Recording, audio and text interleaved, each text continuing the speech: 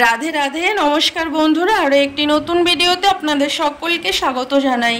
কেমন আছেন সবাই? আশা করি সবাই ভালো আছেন, সুস্থ আছেন। তো আজকে আমরা এখন যাচ্ছি রাধাকুণ্ড পরিক্রমা দিতে। আর রাধাকুণ্ড পরিক্রমা দিয়ে আমার গোপীনাথের জন্য জন্মাষ্টমী উপলক্ষে কিছু কেনাকাটা করার আছে। তো এই জন্য সাথে আজকে মাকেও নিয়ে যাচ্ছি। তো এখন বাজে সন্ধে 7:15টার মতো। তো এখনও ঠিক সন্ধে হয়নি, কিন্তু সন্ধে লাগার ঠিক আগের মুহূর্তটা। তো 10 মিনিটের মধ্যে সন্ধে হয়ে যাবে। তো আজকে হচ্ছে রবিবার। আর তো আমরা এখন রাস্তায় বেরিয়ে দেখছি এত ভিড়। তো শনি রবিবার এমনিতেও আমাদের রাধাকুণ্ডে প্রচণ্ড ভিড় থাকে, বৃন্দাবনেও ভিড় থাকে।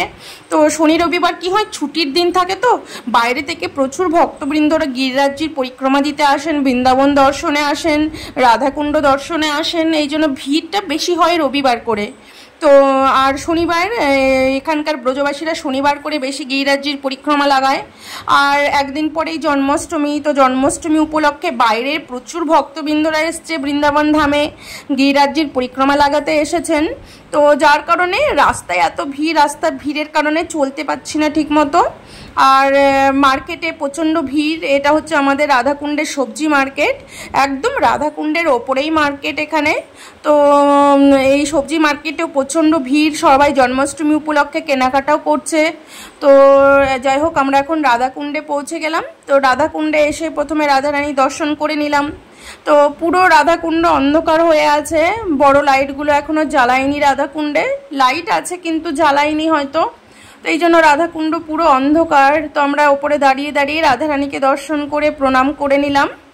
তো দেখো এই ভক্তগুলো রাধাকুণ্ডে দাঁড়িয়ে দাঁড়িয়ে রাধাকুণ্ডের মাছকে, রাধাকুণ্ডে যে কচ্ছপ আছে তাদেরকে আটা খাওয়াচ্ছে। তো আমাদের রাধাকুণ্ডে কি হয়, আমি রাধাকুণ্ডে আসার পর থেকেই দেখছি এখানকার ব্রজমায়ারা বিকেল হলেই রাধাকুণ্ড পরিক্রমা দিতে আসবে। আর পরিক্রমা দিতে আসার সময় ওরা কি করে, আটার দলা নিয়ে আসে। তো এই আটার দলা এই রাধাকুণ্ডে বড় বড় মাছ আছে, বড় বড় কচ্ছপ আছে, এদেরকে খাওয়ায়।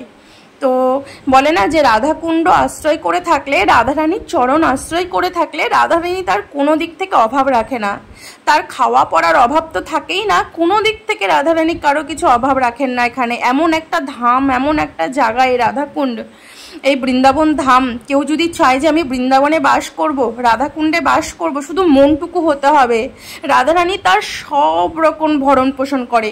এই রাধাকুণ্ডে খাওয়া পড়ার কোনো অভাব নেই। তো দেখো এই রাধাকুণ্ডকে আশ্রয় করে যারা যারা আছেন, এই আমরা তো মানুষ, এমনকি যারা পশু পাখি, এই বাঁদরগুলো না খেতে খেতে এমন হয়ে যায়, এরা আর মানে কেউ হাজার খাবার দিলেও আর তখন খাওয়ার দিকে চেয়ে দেখে না। মানে এত খাবার দেয় এই বাঁদরগুলোকে এখানে।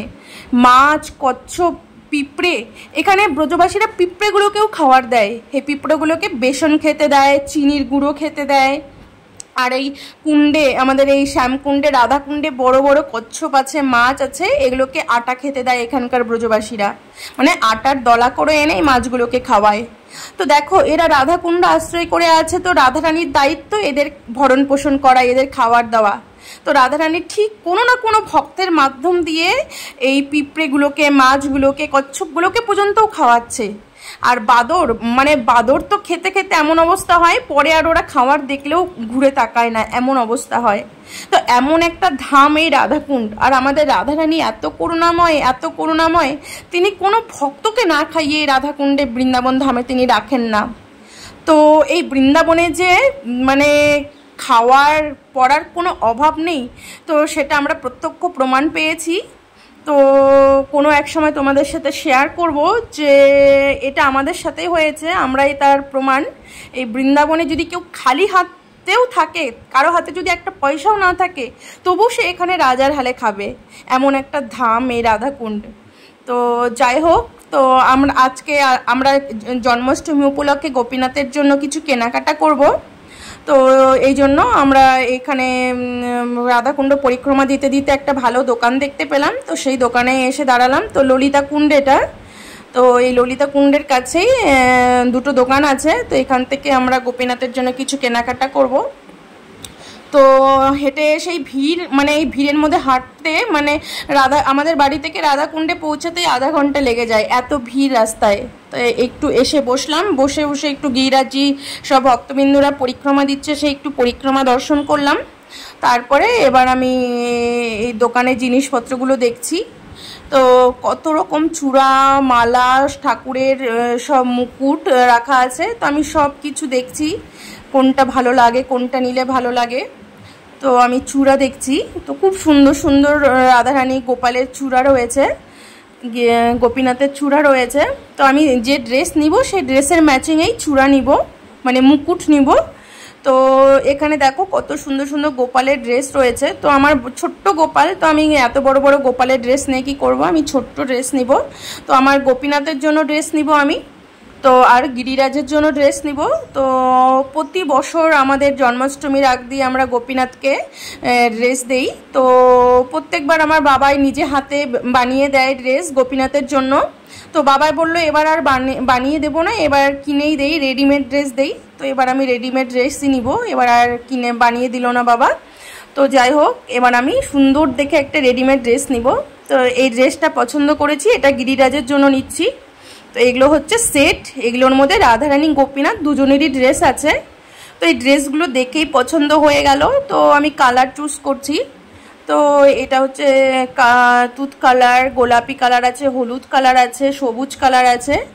তো আমি দেখছি আমার সবগুলো কালারই পছন্দ হয়ে যাচ্ছে, সবগুলোই নিতে ইচ্ছা হচ্ছে, এত সুন্দর সুন্দর ড্রেস। তো আমি সবগুলো নিয়ে আর কি করবো, আমি এক সেটই নিব। আবার রাধাষ্টমীতে নিতে হবে, আবার রাধাষ্টমীতে দিব। তো শ্রীকৃষ্ণের জন্মদিনেও দিতে হবে, রাধারানীর জন্মদিনেও দিতে হবে। তো আমাদের বাড়িতে যখন কারো জন্মদিন হয়, তো আমরা জন্মদিন হলেই আমরা নতুন জামা নেই। তো আমরা যদি নতুন জামা নেই, তো ভগবানকে কেন বাদ রাখবো? ভগবানের সব কিছু জিনিস, তার জিনিস তাকেই দিতে হবে। তো আমাদের বলতে তো কিছুই নেই এখানে, আমরা খালি হাত পায়ে এসেছি, খালি হাত পায়ে যেতে হবে। তো তার জন্য তার জিনিস তাকে দিতে হবে। তো এই জন্য তার জন্মদিন, এই জন্য সব থেকে আমি সুন্দর ড্রেসটা নিব। তো এই ড্রেসটা আমার পছন্দ হয়েছে, পিঙ্ক কালারের ড্রেসটা। তো এটা দাম করলাম, এটা 300 টাকা চাইছে, 300 টাকার একটুও কম নেবে না। তো এই ড্রেসটা আমার খুব পছন্দ হয়ে গেছিলো, তো এই ড্রেসটাই আমি নিয়ে নিলাম। তো যাই হোক, আরও কেনাকাটা করেছি, ওগুলো তোমাদেরকে দেখাতে পারিনি, কারণ লেট হয়ে যাচ্ছিল, অনেকটা লেট হয়ে গেছে কেনাকাটা করতে করতে। আর আমার ছেলেকে নিয়ে গেছি, আর আমার ছেলে এতক্ষণ ওর খিদেও পেয়ে গেছিলো, থাকতে চাইছিল না, কান্নাকাটি করছিল, এই জন্য আর তোমাদের দেখাতে পারিনি, ক্যামেরা করতে পারিনি। তো আমি কি কি নিয়েছি বাড়িতে এসে তোমাদেরকে দেখিয়ে দেই। আমার গোপীনাথের জন্য আমি জন্মাষ্টমী উপলক্ষে যা নিয়েছি। তো প্রথমে নিয়েছি আমার গোপীনাথের ড্রেস। দেখো, এই পিঙ্ক কালারের ড্রেসটা আমার ভীষণ পছন্দ হয়েছে। এটা একটা সেট, এটাতে গোপীনাথেরও ড্রেস আছে, রাধারানীরও ড্রেস আছে। তো এই সেটটা 300 টাকা দাম নিয়েছে। তো খুবই সুন্দর একটা ড্রেস এটা আমি জন্মাষ্টমীর দিন পরাবো। অভিষেক করানোর পরে আমি সকাল 11:30টার পর অভিষেকের আয়োজন করে আমি 12টার মধ্যে, দুপুর 12টার মধ্যে অভিষেক করব। তো অভিষেক করানোর পর আমি এই নতুন ড্রেসটা পরাবো। তো গোপালের দুটো জামা নিয়েছি, একটা জন্মাষ্টমীর দিন পরাবো, একটা নন্দোৎসবের দিন পরাবো। এটা আমি ড্রেসের ম্যাচিংয়ে একটা মুকুট নিয়েছি, আর গোপালেরও ড্রেসের ম্যাচিংয়ে একটা মুকুট নিয়েছি। আর আমার গিরিরাজের জন্য দুটো আসন নিয়েছি। দেখো, আমি এই মালাটা নিয়েছি, গোপীনাথের জন্য নিয়েছি, আর রাধারানীর জন্য নিয়েছি। এই মালা দুটো নিয়েছি, 4টে মালা নিয়েছি, কানের নিয়েছি, এটা কানের ড্রেসের ম্যাচিংয়ে করে নিয়েছি। আর রাধারানীর জন্য গোল্ডেন কালারের একটা কানের নিয়েছি। আর এই আসনগুলো নিয়েছি, এই একটা আসন নিয়েছি আমার গিরিরাজের জন্য, আর একটা আসন নিয়েছি আমার গোপালের জন্য। তো এই হচ্ছে কেনাকাটা। আবার রাধাষ্টমীতেও তো কেনাকাটা করতে হবে। তবু আর এতটা লেট হয়ে যাচ্ছিলো যে তাড়াতাড়ি করে নেওয়ার চেষ্টা করেছি, এই জন্য তোমাদেরকে কিছু কেনাকাটি দেখাতেও পারিনি ঠিক মতো। তো যাই হোক, এই হচ্ছে আমার আজকে গোপীনাথের জিনিসপত্র। তো প্রতি বছর এটা আমার গোপীনাথকে দেওয়া হয় জন্মদিনে। তো আজকের ভিডিওটা আমি এখানেই শেষ করছি, আবার দেখা হবে পরের ভিডিওতে। তো জন্মাষ্টমীতে সবাই ভালো করে জন্মাষ্টমী ব্রত করবে, আর জন্মাষ্টমীতে গোপীনাথকে, গোপালকে যাই হোক অভিষেক করার পর এই নতুন ড্রেস কিন্তু অবশ্যই গোপীনাথকে, গোপালকে পরাবে। রাধে রাধে।